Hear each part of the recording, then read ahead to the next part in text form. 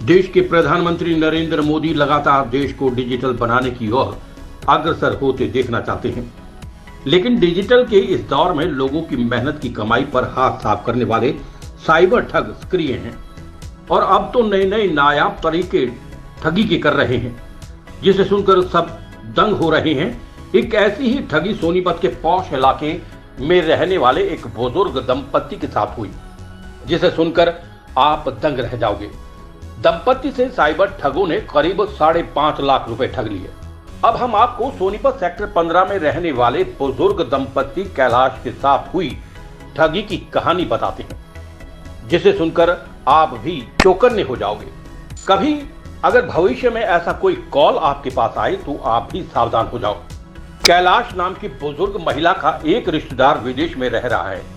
इसका पता साइबर ठगों को लग गया।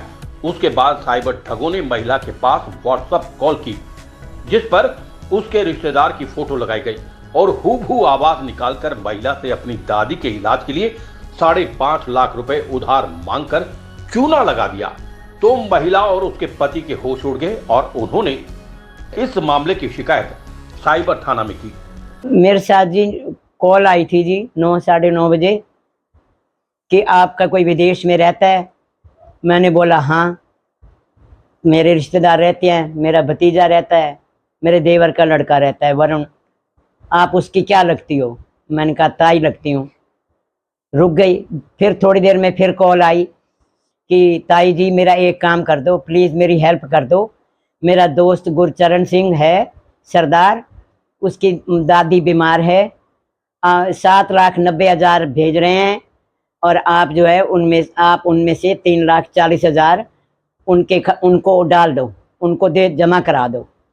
तो मैंने फिर थोड़ी देर में फिर कॉल आई कि ताई जी कोई बात नहीं, मैं भी कभी आपके काम आऊँगा, आप ये पैसे ज़रूर करवा दो। तो जी हमारे पास पैसे सेविंग में थे नहीं। मैंने अपनी कापी से 1,30,000 निकलवाया। मेरे हस्बैंड का खाता भी उसी में है, कंबाइन खाता भी है, उनके खाते से हमने 70,000 निकलवाया। तो वो 2 लाख क्योंकि उनकी पहले एक कॉल और आ चुकी थी कि अगर आप 5.5 लाख नहीं दे सकते 3,40,000 तो अभी 2 लाख जमा करवा दो। तो हमने वो दोनों मिला के खाते में डाल के 2 लाख रुपया हमने Mrs Anjali Chalia, bank of Maharashtra, और उनका अकाउंट नंबर भोपाल, हमने उसमें डाल दिए। थोड़ी देर बाद फिर फ़ोन पे फ़ोन, फिर व्हाट्सएप पे कॉल पे कॉल, कॉल पे कॉल। गुरचरण सिंह के नंबर से ही फिर फ़ोन आया, बहन जी आप अरदास करो, गुरुद्वारे में अरदास करो, मेरी दादी का ऑपरेशन है, जल्दी से जल्दी 3.5 लाख रुपया और भेजो। मैंने कहा हमारे पास नहीं है। नहीं बहन जी, मेरी डॉक्टर जो है ऑपरेशन नहीं कर रहा, वो कहता है पहले पैसे जमा कराओ। तो जी हमारे पास थे नहीं जी।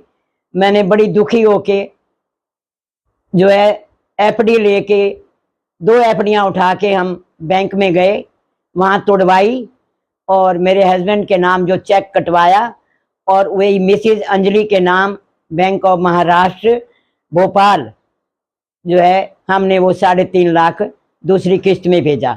तो इस तरह 5.5 लाख जो है मेरे से धोखाधड़ी से लिए गए हैं। किसकी आवाज में बात कर रहा था? वो मेरे देवर की आवाज़ में, वरुण की आवाज़ में। हमने सोचा कि चलो मेरे देवर का लड़का है, लेकिन तभी हमने पैसे भेजे। देवर की लड़की की आवाज में बात कर रहा था? हाँ जी। देखिए, दिनांक 6/8/2024 को एक महिला हैं, शिकायतकर्ता जो हैं, उनके पास एक कॉल आती है कि क्या आपका कोई विदेश में रहता है।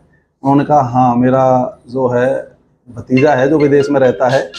और थोड़ी देर बाद ही उसका फ़ोन कटने के बाद एक व्हाट्सएप कॉल आती है, जिसमें वो वरुण की आवाज़ में ही बोलकर उनसे कहता है कि ताई तेरे पास एक फ़ोन आएगा गुरचरण सिंह का, जो मेरा दोस्त है, उसकी माँ का ऑपरेशन होना है और वो आपके खाते में पैसे भेजेगा और उसमें से उसके पैसे दिल्ली भेज देना। तो उसके थोड़ी देर बाद गुरचरण सिंह का फ़ोन आता है, जो गुरचरण सिंह के कहने पर जो शिकायतकर्ता उन्होंने लगभग 5,40,000 रुपये उनके माँ के इलाज के, यह सोच कर कि ये उनका जो भतीजा था, उन्होंने बोला है पैसे उसके खाते में भेज दिए। मामला दर्ज कर लिया? इसमें मामला दर्ज उसी दिन सेम डे का हो चुका है, जिसमें FIR नंबर 67 हमने दर्ज की है और जिस पर टेक्निकल कार्य करते हुए बहुत जल्दी हम इसमें इसमें सफलता 5 लाख की ठगी हुई सर। 5,40,000 रुपये। देखिए आजकल बहुत सारे सॉफ्टवेयर, बहुत सारी एप्लीकेशंस और एआई का ज़माना है जिसमें हूबहू आवाज़ की नकल कर ली जाती है, व्यक्ति का चेहरा लगा के व्यक्ति को बना दिया जाता है, सामने बैठा व्यक्ति हूबहू दिखाई देता है। तो हमें इन चीज़ों में ना फंसकर सबसे पहले जो हमारा जानकार है उसका फ़ोन नंबर हमारे पास होता है। हम सभी को पता है कि साइबर ठगी हो सकती है, लिहाजा हमें अपने परिजनों पर, उस व्यक्ति पर जिसका नाम लिया गया या जिसका नाम लेकर फ़ोन आ रहा है, तुरंत उस पर कॉल करके ये पूछ लेना चाहिए कि क्या ये कॉल आपने करी थी, ताकि जो नंबर आपके फ़ोन में सेव है उसी नंबर से अगर कॉल आती है फिर भी आपको दूसरे नंबर पे, उसी नंबर पे कॉल करके दोबारा से देख लेना चाहिए, क्योंकि नंबर भी इसी तरीके से उस नाम से फीड कर दिया जाए व्हाट्सएप पे तो वो नाम, आपका नाम ना आकर नंबर आता है। तो लिहाजा आपको हर हालत में पहले ये वेरीफाई कर लेना चाहिए कि जिस व्यक्ति का नाम लिया गया है, जैसे कि इस केस में वरुण का नाम लिया गया, तो वरुण का नंबर आपके फ़ोन में होगा, वरुण पे कॉल करके अगर आप देख लेते तो ये ठगी नहीं होती।